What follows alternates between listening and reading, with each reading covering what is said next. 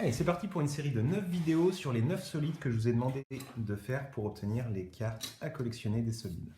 Le premier, qui à mon avis est le plus simple, c'est le cube. Alors le cube, il est dans la famille des prismes, donc ça veut dire la technique à faire pour commencer, c'est de faire la face avant en taille réelle. Donc pour un cube, la face avant, c'est un carré.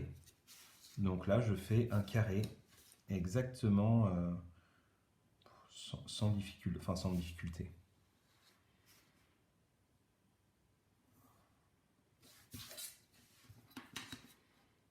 Je trace un carré, tout simple.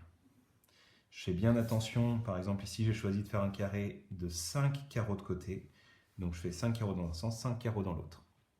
Ensuite je vais faire un copier-coller de ce carré un petit peu derrière. Alors la bonne question c'est combien derrière? Il n'y a pas de règle, enfin en tout cas moi je ne vais pas vous donner de règle pour savoir de combien est-ce qu'il faut le reculer. Par contre ce qui est très important c'est qu'il fasse la même taille. C'est-à-dire que si je fais le premier de 5 carreaux, il faut que je fasse le deuxième de 5 carreaux.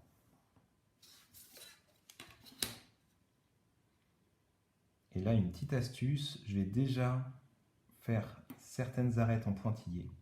Parce que par exemple, celle-là, j'ai la sensation que à la fin, elle sera cachée. Vous pouvez toutes les faire en trait continu au début, mais après, ça vous obligera à gommer. Si jamais vous voulez gommer, faites en sorte de ne pas appuyer trop fort, et de manière générale, n'appuyez pas trop fort sur vos crayons de papier, parce que sinon, à gommer, c'est compliqué. Là, moi, j'ai appuyé très fort pour que vous puissiez bien voir sur la vidéo. Donc une fois qu'on a nos deux carrés qui font exactement la même taille, on va prendre le coin en haut à gauche du premier, le coin en haut à gauche du deuxième, et on va venir faire un petit segment pour relier les deux. Ensuite, on va faire la même chose avec le coin en haut à droite du premier et le coin en haut à droite du deuxième. Ensuite, le coin en bas à droite du premier, le coin en bas à droite du deuxième. Et pour terminer, le coin en bas à gauche du premier et le coin en bas à gauche du deuxième. Et voilà, là on a le cube.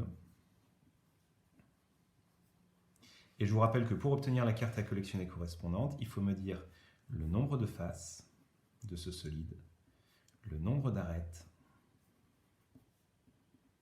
et le nombre de sommets. Allez, je vous dis bon courage.